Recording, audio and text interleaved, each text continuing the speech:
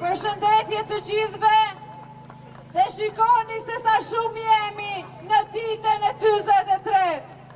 Kur e filluam, askush nuk e mendonte, askush nuk e besonte se ne do qëndronim ka gjatë. Por ne kemi duruar 85 vite këtë sistem.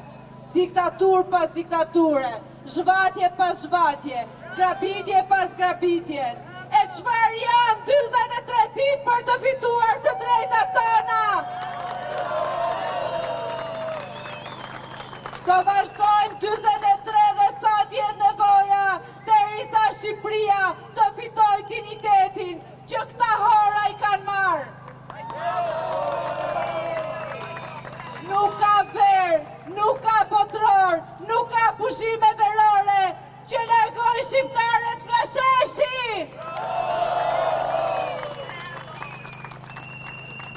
Ju bëj thirrje që të jeni çdo ditë më shumë, çdo ditë më të bashkuar për të gjitha ndasive. Shqipëria ka nevojë për ne. Fëmijët tanë kanë nevojë që t'ju mbrojmë dheun e tyre, që të rriten dhe të jetojnë me dignitet në tokën e tyre.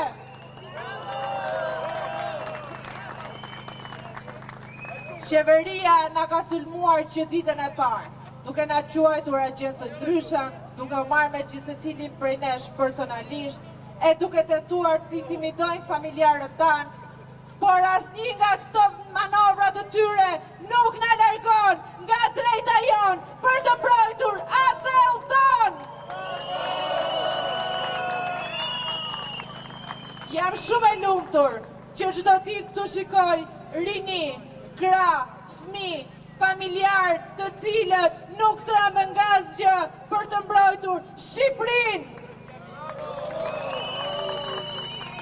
Tani më lejoni që të ftoj për të folur dikë që ka ardhur nga diaspora, dikë nga ata që na bën krenar në diasporë, që punon me ndershmëri dhe dinjitet, që ja del diasporë. Fatkeqësisht ndoshta shumë nga ne këtu punojmë shumë fort dhe nuk ja dalim nga sistemi korruptuar, por shqiptarët janë shumë të zotët kur ju jepet mundësia.